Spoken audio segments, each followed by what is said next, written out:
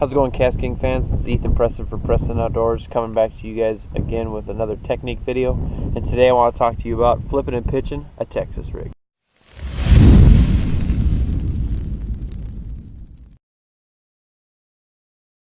So when you're talking about Texas rig, obviously you got the weightless Texas rig with no weight, and the weighted Texas rig with a weight. Now, for me, when I'm flipping and pitching a Texas rig, there's going to be some components here that are different from when I'm casting and dragging a Texas rig. Flipping and pitching, I'm going to be using a straight shank flipping hook, either a 4/0, this happens to be a 5/0, depending on the style of bait I'm fishing. Today I'm fishing a little smaller cross style bait, so I got a 4/0 straight shanked hook in there. Now with this hook, I'm going to be tying the snell knot. The style hook here, I'm going to be tying the snell knot, putting my weight on there, and since I'm flipping and pitching here, more than likely, like I said, I'm going to be flipping in heavier cover. I'm going to put some bobber stops on there, 2 of them to keep it in check, and then this is why I put the snell knot in there. When the knot hits the bottom of the weight, it pops up. See, when I jerk, the hook pops up, it pushes the barb of the hook through the plastic and hopefully into the roof of the fish's mouth. So normally when I'm flipping and pitching heavier cover with a Texas rig, I want a strong rod. This is a KastKing G2 7/4 heavy action rod. I got the KastKing Speed Demon reel here. It's a 9:3 to 1 gear ratio reel, and on here I got 65-pound KastKing Super Power braid. It's kind of a beefier setup, even though, you know, it's kind of like a small, I consider like a small punching setup, to where a little bit smaller rod than you're punching. I'm not necessarily going through thick covered vegetation, but flipping and pitching small targets. So it's kind of my setup. We're going to get on the front of the boat here, flip and pitch some bulrushes, docks, and stuff like that, and see if we can't get some fish, and talk to you guys a little bit more on how I work the bait. So one thing that you want to do before you even start, you know, casting, flipping, pitching, whatever you want to do with this, because we're going in to their layer, a little bit heavier vegetation. Drag is on high. I love this Speed Demon or a faster gear ratio reel, because when I'm going in there after those fish, I get a bite.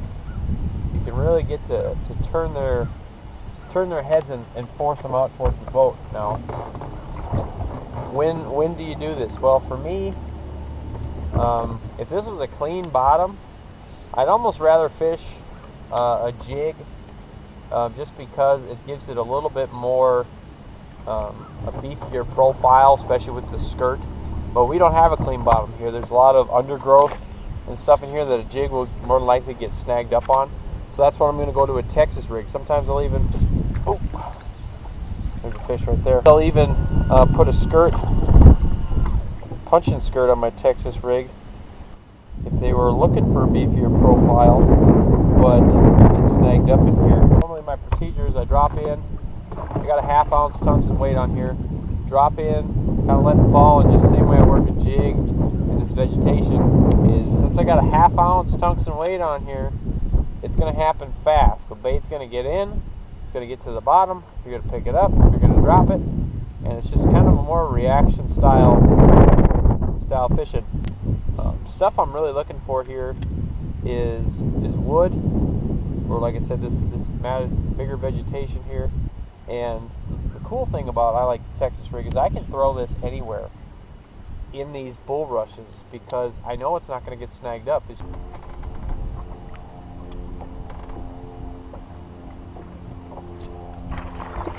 Just like that.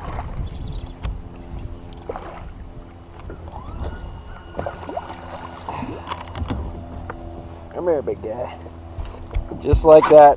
Threw it in there, bounced it once or twice, grabbed it. A lot of times, sometimes you don't even feel the bite because they pick it off the bottom. Saw my line running to the left hard. Look at that fish. Just grabbed it and munched it. Cool thing about this, you know, a peg Texas rig where it's a little bit heavier weight on there that I like to throw, it's going to happen fast. When you throw it into these points, into the little dark area, especially with the a sunny day we got today, these little dark areas, I purposely put a little bit heavier weight on there. So one, I can be able to swim it through the cover a little bit better, and two, it's going to fall quick, and if they're in there, boom, they're going to hit it. And a lot of times you don't really have to wait.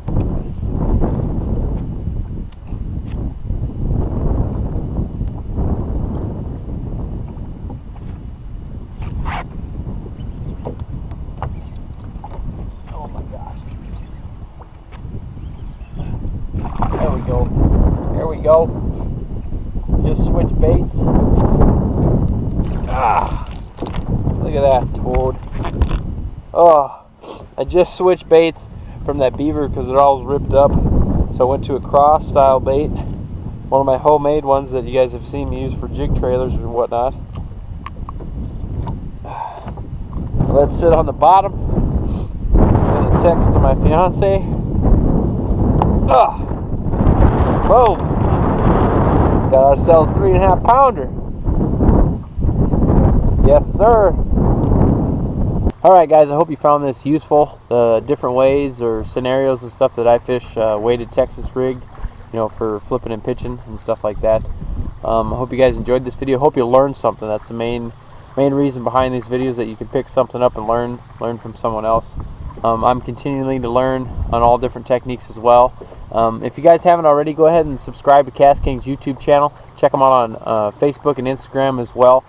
There's going to be myself and a lot of the brand ambassadors across the nation that are going to be making videos coming to you to catch different species of fish with different techniques. Also, again, this is Ethen, Preston Outdoors. If you haven't already, please check out my social medias, Facebook, Instagram, Twitter, YouTube as well, all at Preston Outdoors. Really appreciate it. So I want to thank you guys for watching, and tune in next time.